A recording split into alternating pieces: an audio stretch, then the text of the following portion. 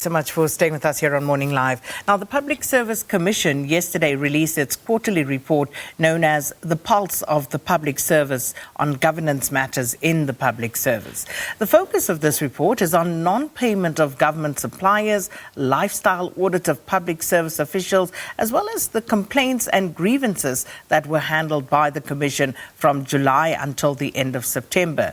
So the Commission says that there is a decrease in the number of appointments and procurement irregularities by 15 complaints during the first and second quarter of this financial year, compared to 35 complaints reported in the first and second quarters last year. Commissioner of the Public Service Commission, Michael Seloane, joins us now virtually to have a further discussion about these matters. Michael, thanks for your time. Welcome to Morning Live. Good morning, Sakina, and good morning to the viewers. So good to have you back. But are there any areas that have improved or changed since you were last year reporting on what was covered during the period between April and June? Let me just indicate on the suppliers, payment of suppliers. About 2 years ago, when we started monitoring the payment of the suppliers and engaging departments on the payment of suppliers, there were more than 20,000 invoices which were not paid in the Eastern Cape and Gauteng. And then when we look at the current pulse, it's only about 4,000, just over 4,000 invoices which have not been paid. So that means there is a significant decrease. However, the amount of money related to those numbers in Eastern Cape is going to more than 2 billion, and in Gauteng just over 1 billion, and in Northwest 266 billion. It's still a lot if you take into account that small and medium-sized enterprises, which are service providers, if they are not paid, that is tantamount to killing them. And killing them, it will be against the whole position of government of promoting small and medium-sized enterprises, which employs more people than big businesses. And it has been a while that we have been talking about this, Michael, the negative impact of this non-payment on small, medium and startup enterprises. So what seems to still be the problem in the main? Yeah. A number of those small businesses which came to the Commission were able to intervene with those relevant departments and resolve the problems. And the reasons which are given, some of them are valid and others may not necessarily be valid.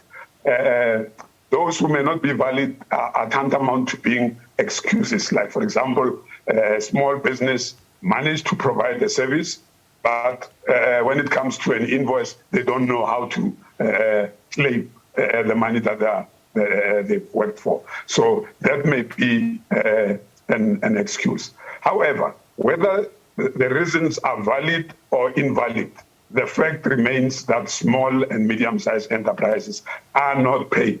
And if they are not paid, then it's going to have a negative impact to poverty and unemployment in the country. Should there not be punitive measures imposed on these departments that don't pay on time? Because, as we've both acknowledged, this is an issue that has been addressed from various angles for quite some time now, and still there are invoices not paid. You pointed out the numbers. So shouldn't there be, a look at having punitive measures in place? Punitive measures are in place already in terms of the Public Finance Management Act and Treasury regulations. Not paying service providers on time is financial misconduct, and a number of officials have been charged with that financial misconduct, and they've accounted. Some of them were given final written warnings, and others were sanctioned differently. So the sanctions are there. What is wanted is that the heads of departments and those delegated to monitor this service needs to be rigorous and assertive in ensuring that all officials comply, and that there must be a consequence to not paying service providers on time. The President also indicated that not paying service providers on time is financial misconduct, and therefore it must be punishable. And this is where I'm going. You know, it's one thing to say that people are being held accountable by being issued warnings, this, that, and the other. That is scant comfort for a small business that is going under as they sit and wait to get paid.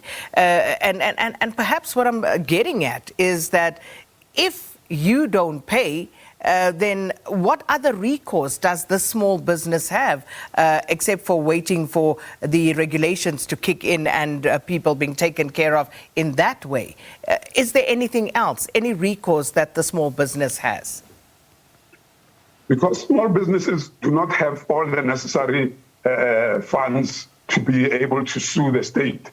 They have a recourse to come to us as the Public Service Commission in all our 9 offices in the provinces, and then lay a complaint, and then we can intervene and make sure that they are paid on time. And some of them we have succeeded. However, there are still those service providers who fear or are scared to be blacklisted by officials. So senior managers, heads of departments, and those delegated have to ensure and make sure that officials do not create room for corruption by not paying service providers. So that is something that we are monitoring closely. That is why the numbers are coming down at the moment. At the national level, we still have a problem of Department of Public Works and Infrastructure, property management trading entity, which is still not complying, and the Department of Water and Sanitation. And then in the provinces, as I've already indicated, is Eastern Cape, Gauteng, Northwest, which are still struggling to pay service providers on time. So these are the provinces and the departments that we are closely monitoring and ensuring that there is consequence management in those departments. With regard to the issue of blacklisting of companies, Michael, as you say, some of these small businesses are actually scared to complain or to act because they fear being blacklisted and therefore being unable to conduct any further business with the state. But let's talk to that. Why should they be scared to ask for monies that are due to them? And with regard to the whole process of blacklisting a company, how does that work?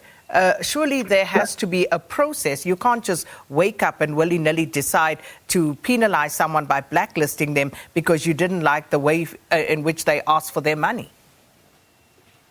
Let me just indicate that the blacklisting is an informal process. It's not there in terms of the law. In terms of the law, all service providers that have provided service must be paid within 30 days. So that's why we are monitoring this thing very closely, because within that 30 days, there is room for corruption. But if it is paid within that 30 days, that room for corruption is being minimized. There are some officials who have dubious means of operating, and they are doing that simply because their supervisors are not monitoring them closely. And those are the officials who may find themselves involved in soliciting bribes in order to facilitate the payment. So supervisors have to intervene immediately, and even the heads of departments must intervene and make sure that the service providers are paid within 30 days, and if possible, that it must be within 15 days. I know in Gauteng, the Premier has moved that within 15 days, they must be paid, even though the law is about 30 days. And that has encouraged a number of departments. They are now coming down and they're closing down on this invoices which are not paid on time.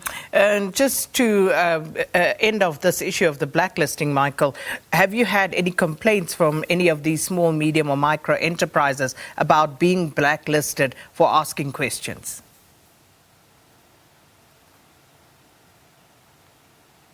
No, it's informally.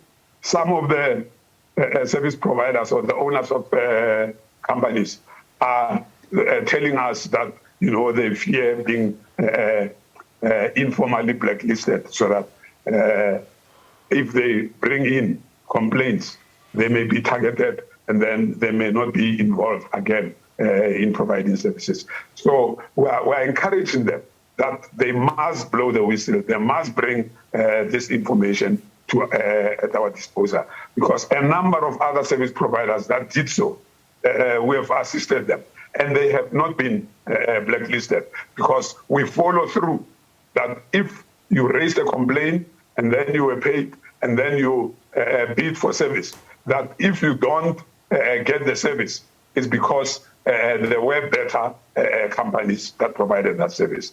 And then so we do make sure that even this informal blacklisting is dealt with accordingly. So, Michael, you mentioned the issue of sometimes officials are looking for inducements or bribes in order to do their jobs and effect payment that should be done anyway. Now, the issue of lifestyle audits, that's also been in the pipeline forever and a day. But what's not happening is the implementation thereof. And now the department says that it intends to start with its own department and implementation of this from the next financial year. How is this supposed to be implemented? Yeah, there have been a lot of talk for the past decade or so about lifestyle audits.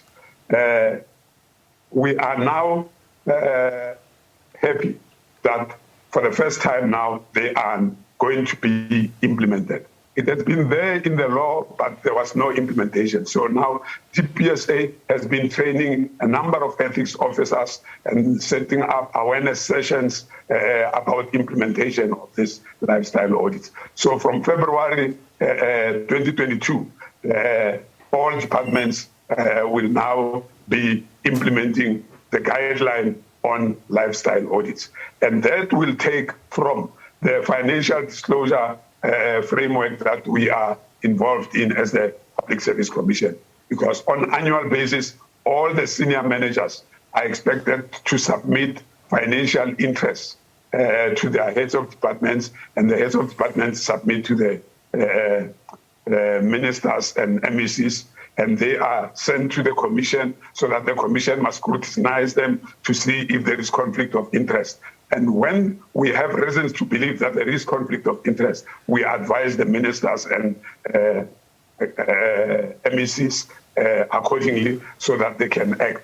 Based on that advice, that is room for investigating whether the officials are involved in other illicit activities where they will be able to get money. So from February, all those financial disclosure scrutiny reports will be used in terms of investigating whether officials may be living beyond their means or may be getting bribes, because once you have all those bribes and living beyond your means, it can be seen that something may be happening behind the scenes. It does not automatically say that you are corrupt, but there may be prima facie evidence to indicate corruption.